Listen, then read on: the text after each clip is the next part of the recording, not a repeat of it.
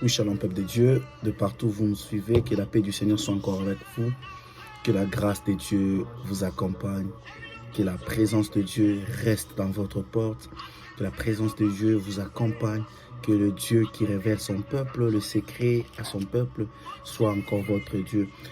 Oui, nous allons prier, prier ensemble, que la paix du Seigneur, que la grâce de Dieu, que la puissance de Dieu et le Saint-Esprit nous conduisent encore, nous réveillent encore notre mémoire, puisse encore révéler nos esprits à être actifs, à capter le message de Dieu de ce soir.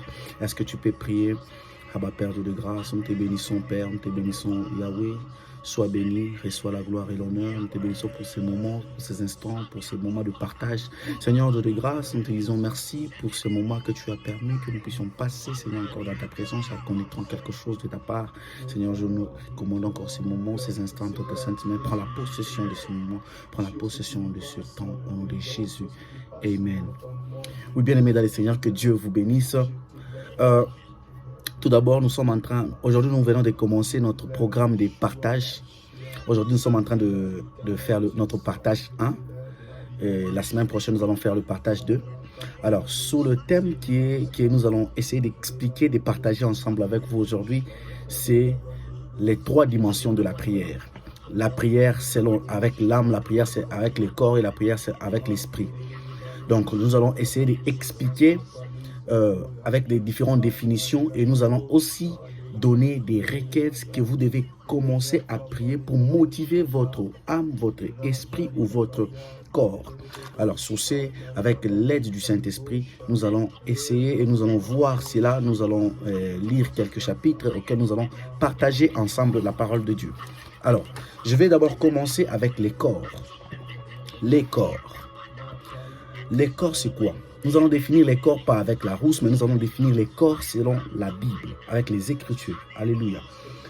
Premièrement, les corps, je suis dans le livre des Psaumes 139.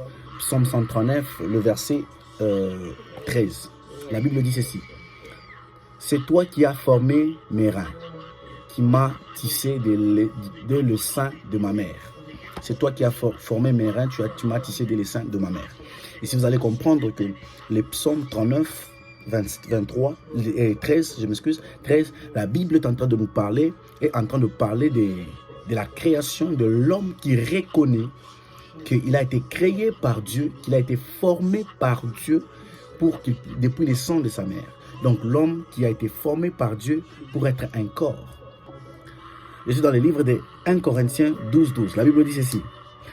Car comme le corps est un membre plus éteint et a plusieurs membres, comme tous les membres du corps, malgré leur nombre, ne forment qu'un seul corps, ainsi est-il de Christ. Premièrement, vous allez comprendre que les corps, la Bible nous présente les corps ici avec 1 Corinthiens 12, 12. La Bible nous présente un corps comme une partie du corps de Christ. Donc, quand on voit un corps, on voit quelque chose, on voit une pièce qui fait la partie du corps de Christ. Donc quand on parle du corps, nous voyons les composants du corps de Christ. On voit le parti qui compose le corps du Christ. Quand on parle du corps, selon 1 Corinthiens 12, 12. Le corps a été défini comme une partie du corps de Christ, une partie, un objet qui forme le corps du Christ, comme un membre du corps du Christ. Alléluia. Ici, je vais encore ajouter d'autres versets pour me faire bien comprendre. Je suis encore dans Romains 12, 4 à 5. Romains 12. Romains 12, 4, la Bible dit ceci. Car comme nous avons plusieurs membres dans un seul corps, et tous les membres n'ont pas la même fonction. Et tous les membres n'ont pas la même fonction. Ici, Romains 12 est en train aussi d'appuyer ou d'ajouter sur ce que 1 Corinthiens 12, 12 était en train de nous montrer concernant le corps, qui est la composition du corps de Christ. Donc, vu que nous avons les yeux, nous avons la bouche, nous avons les bras, nous avons les pieds, c'est de même que nos corps se représentent pour former le corps du Christ. Donc, nous sommes les corps du Christ. Alléluia. vous allez comprendre que par la définition selon la Bible, les corps est la composition du corps de Christ. Les corps a été fabriqué par Dieu. Les corps est l'image et cet récipient auquel les choses viennent siéger. Et cet récipient qui amène l'apparence à l'homme. Parce que lorsque on est... lorsque je vais parler d'autres points, je vais maintenant m'attacher à ces points. Donc, on ne peut jamais parler de l'esprit sans voir le corps. On ne peut jamais parler de l'âme sans voir le corps. C'est le corps où siège l'esprit et l'âme. Alors, le corps est comme cette façade, et le corps est comme cette carrosserie qui maintient, qui tient l'esprit et l'âme. Alléluia. Tu es toujours encore avec le corps. Maintenant, écoutez ici.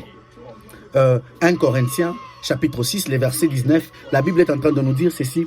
Ne savez-vous pas que votre corps est le temple du Saint-Esprit qui est en vous, que vous avez reçu de Dieu et que vous ne vous appartenez point à vous-même. Ici, la Bible est en train de nous dire que ne savez-vous pas que votre corps est le temple du Saint-Esprit. Donc, nos corps n'est pas seulement ces composants du corps de Christ, mais c'est aussi un temple où vient siéger le Saint-Esprit. Donc, quand on a le corps, c'est dans le corps où vient siéger le Saint-Esprit. Alléluia. Maintenant, je vais parler rapidement de la prière du corps. La prière qu'on peut faire du corps. D'abord, vous devez connaître que naturellement, l'homme a comme ennemi son propre corps.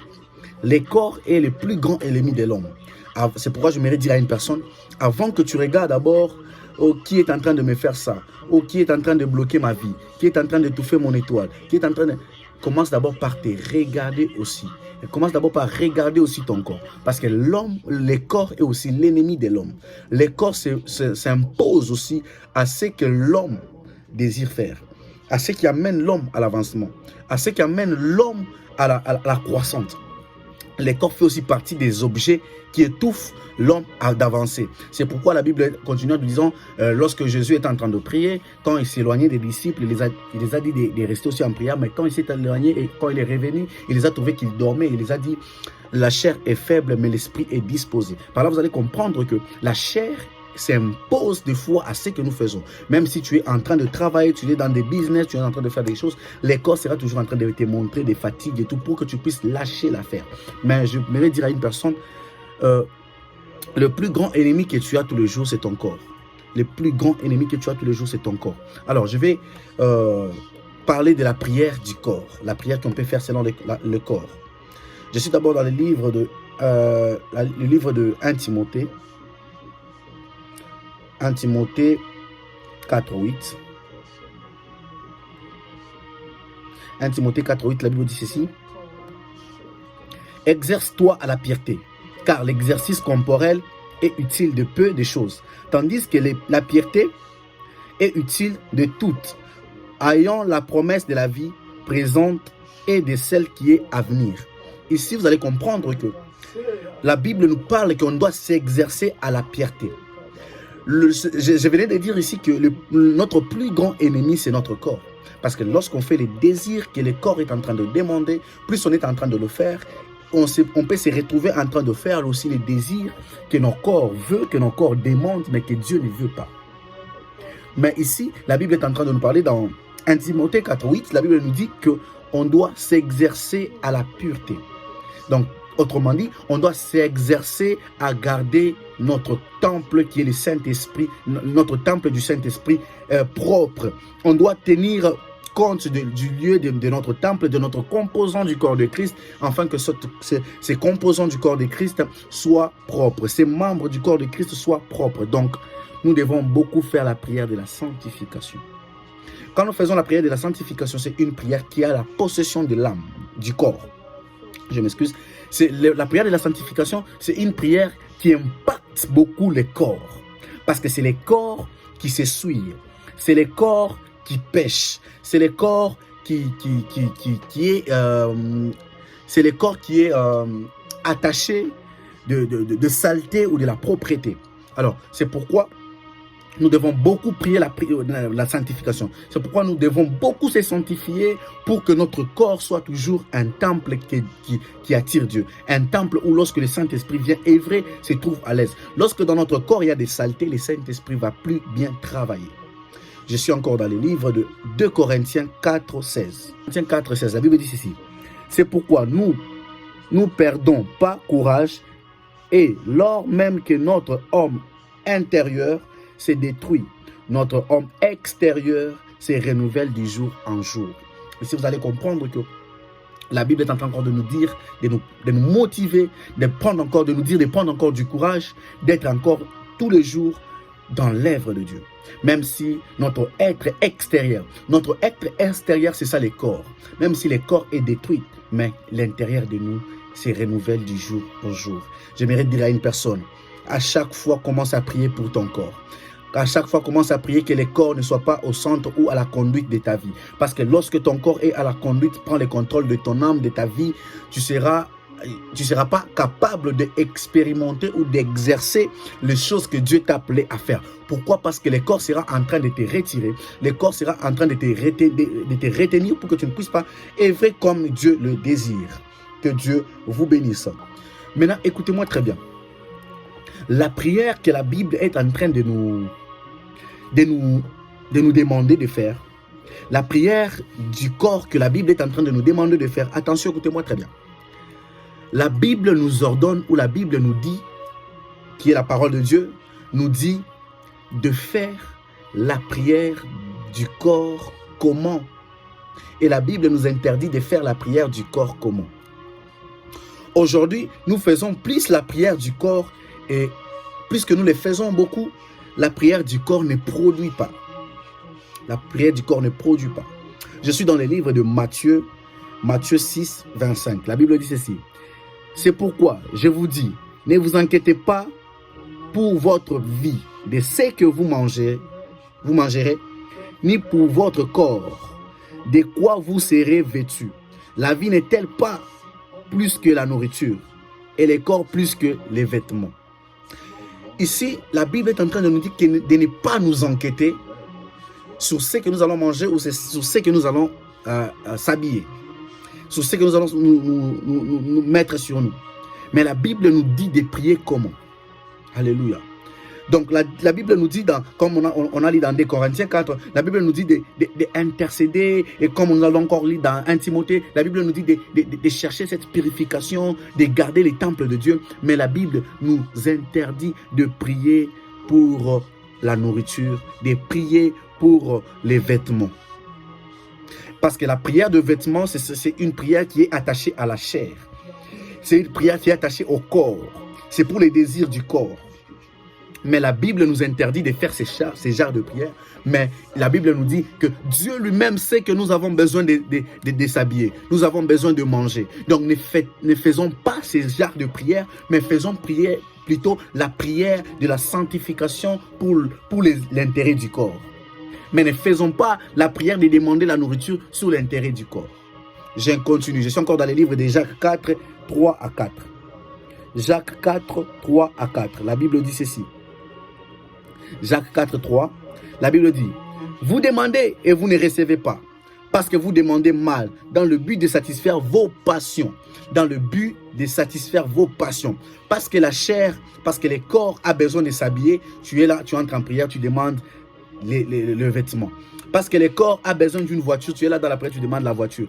Et quand tu pries, tu ne reçois pas, toi tu commences à te décourager. Non, on nous prie et on ne reçoit pas. Pourquoi? Parce que la prière, elle est attachée à la chair. La prière, elle est attachée à la passion. La prière, elle est attachée à des désirs inutiles. Laisse-moi te dire, la prière qui se fait avec les désirs de la chair, c'est une prière qui ne produit pas. C'est une prière que Dieu n'agit pas souvent. Pourquoi? Parce que c'est une prière qui est inutile. Mais la prière que Dieu agit, la prière que Dieu vient écouter, la prière que Dieu admire, la prière que Dieu aime, c'est quand nous faisons une prière de la sanctification.